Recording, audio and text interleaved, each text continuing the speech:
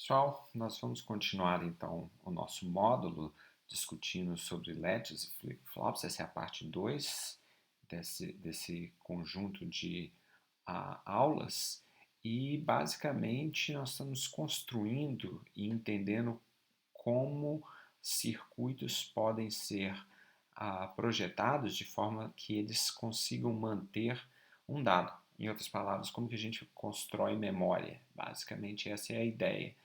No módulo passado a gente tratou de um LED utilizando portas NAND e hoje nós vamos expandir esse conceito um pouco mais e saindo de LEDs e indo até para a parte de flip-flops. Novamente, né, o material que é utilizado ele pode ser encontrado no Roth, unidade 11, TOT, capítulo 5 e o CATS, o capítulo 6. Como eu havia mencionado, no módulo passado a gente estava tratando dessas portas interligadas, né, e de forma cruzada, na qual a gente tinha duas portas NAND e a gente tinha a seguinte tabela verdade, onde a gente colocando em ambas as entradas de set e reset, os estados Q e Q barra não mudavam. Quando a gente acionava o set por um pulso de zero, certo? Porque é a forma como a gente consegue fazer com que Q passe a ser igual a 1, nesse caso que está aqui, a gente fazia o set, e aí mantendo o reset igual a 1, e quando quiséssemos fazer um reset, a gente dava um pulso e de zero na entrada do reset, e essa é a forma que a gente consegue fazer o set reset, gerando o Q igual a 1 no caso do set, o Q igual a 0 no caso do reset, e lembrando que colocando ambas as entradas em zero, não conseguiríamos ter uma situação estável e ela, portanto, era inválida. Uma outra forma que a gente pode fazer é utilizando portas NOR. Nesse caso, o que acontece? Agora a gente entende, né, que quando a gente substitui a porta NOR, as portas dele por porta NOR, muda um pouco a nossa tabela verdade. Nesse caso, a gente lembra que quando a entrada de uma porta NOR for zero, a porta age como um inversor para outra entrada. Então, se eu coloco um zero aqui em ambas as entradas, ela vai inverter o sinal que estiver na outra entrada, que não está em zero. E quando uma entrada de uma porta NOR for 1, a saída é sempre zero. Certo? Então, como que a gente trabalha esse caso? Lembrem também que, diferentemente, né, daquele módulo que a gente tinha o NAND, a saída que estava em cima, aqui agora o que está embaixo, aqui o que barra está em cima. Então, como que a coisa funciona nesse caso? Vamos fazer aquela mesma análise.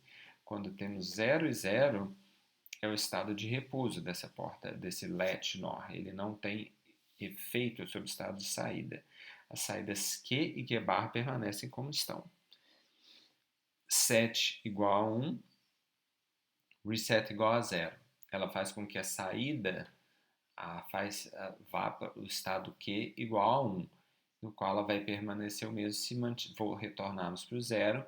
No caso reset igual a 1, ela vai fazer com que o Q barra vá para 1, ou seja, o Q igual a 0, e que ele permanece como está, sendo que o reset volte para 0.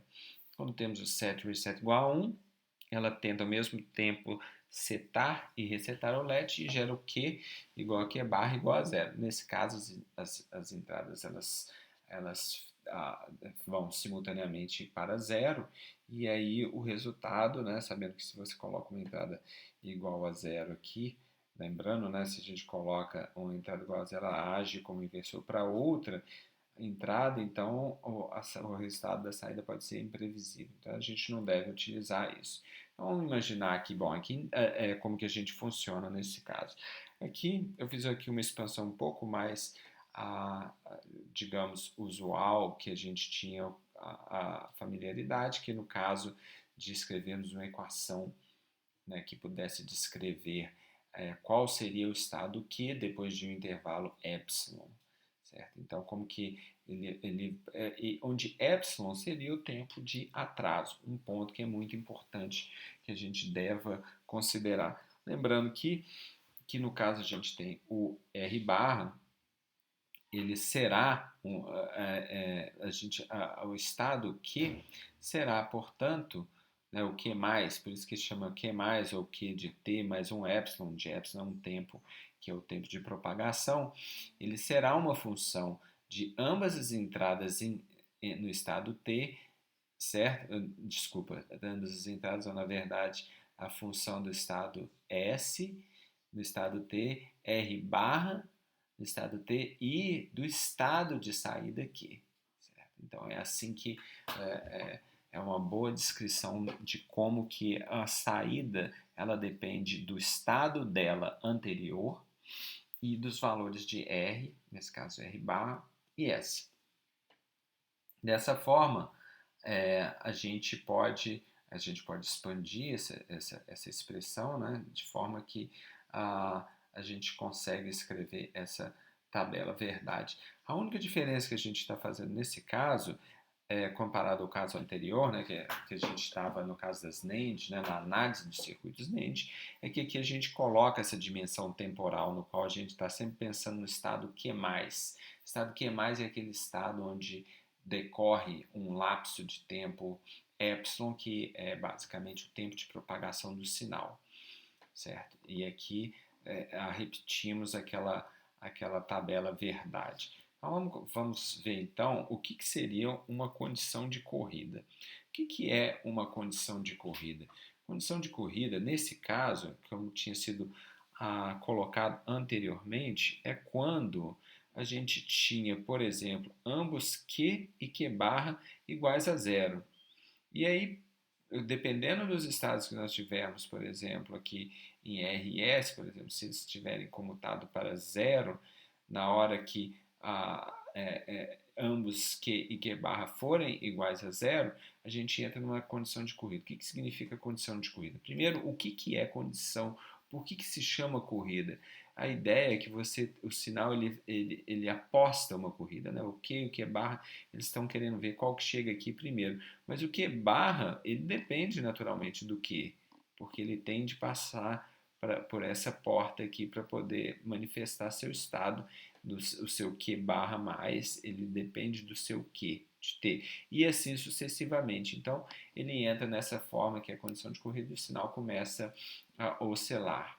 Eu tentei simular isso utilizando um SPICE, mas eu não consegui observar esse caso, né? Aqui a gente tem o set e reset iguais a zero, desculpa, set e reset, né? Set em laranja, reset em preto. Eu estava tentando verificar uma situação na qual o Q e o Q barra, né, fossem ambos iguais a zero para entrar numa condição de corrida, mas eu não consegui colocar essa simulação. Então, na prática aqui, eu só estou repetindo aquela tabela verdade, né, onde quando ambos Q e Q barra são iguais, onde set e reset são iguais a zero, ele mantém o, o, o estado Q no estado que ele estava anteriormente, e quando a gente coloca aqui, né, eu tentei colocar aqui naquela situação de instabilidade, ambos iguais a 1, é o que eu só estou olhando para o Q, então ele fica em zero, né, tenta de botar o Q e o Q barra igual a zero. Agora, uma forma que normalmente é tratada, e é um ponto que vocês vão estudar subsequentemente em OC1, né? Assume-se que vocês entendam a diagrama de estados, é essa forma da gente representar o comportamento temporal de um latch RS. Essa aqui é a nossa tabela verdade, e aqui são os possíveis estados que nós temos. Cada uma desses círculos aqui, eles descrevem quais são os possíveis estados. E o que a gente vai trabalhar na prática nesse diagrama de estados, como que ele varia com o tempo. Então, por exemplo, se eu tenho o set e o reset e ambos iguais a zero, ele continua com o Q igual a zero e o Q barra igual a 1, por exemplo, tá? Então, essa setinha curva aqui, ela indica, né, o tipo de transição que a gente está esperando. Agora, se nós fizermos o set igual a 1, certo? E o reset igual a 0, ele vai pegar esse estado que aqui está e vai comutar o Q de 0 para 1. Se o Q comuta de 0 para 1, naturalmente o Q barra vai ter que mudar para 0. Aí, da sequência, o que a gente tem? Se a gente tiver, por exemplo, uma outra possibilidade na qual ambos sejam set reset igual a 1. Nesse caso, a gente vai ter o Q e o Q barra igual a 0. Agora, o que a gente faz? A gente pode olhar, por exemplo, nesse outro estado onde a gente tem o Q igual a 1 e o Q barra igual a 0, e aqui o que vai acontecer? Nesse caso, se set e reset forem iguais a 0, ele mantém. E se o set for igual a 1 e o reset for igual a 0, naturalmente ele vai manter o estado Q igual a 1. Então, outra condição na qual ele fica preso dentro desse estado. Uma outra situação seria o caso do reset. O reset ele retorna para o caso onde Q é igual a 0. Então veja que aqui o reset eu dei o pulso igual a 1 e ele retorna para cá. Um outro caso é aquele que ele sai desse outro estado, no qual os set e reset são ambos iguais a 1 e eles ficam nessa situação. Agora, esse caso onde Q e Q barra igual a 1, a gente vai discutir num minuto, mas um outro caso, por exemplo, quando eu posso resetar e tirar esse estado de Q barra igual a 0, eu coloco o reset igual a 1, ele volta, né, faz com que o Q fique em 0 e o Q barra fique igual a 1, ou, por exemplo, eu posso colocar o set igual a 1, reset igual a 0, e nesse caso ele comuta o valor de Q para 1 e o Q barra ele mantém em 0. Agora vamos observar que se eu tenho set e reset e ambos iguais a 1, é aquela história dele forçar, né, até que vocês viram na minha simulação, o caso de Q e Q barra sendo iguais a 0. Agora, pode acontecer dele estar neste estado e eu tentar manter, né? Quando eu coloco set e reset iguais a 0. Quando isso acontece, o que pode acontecer? Ambos Q e Q barra comutem para 1.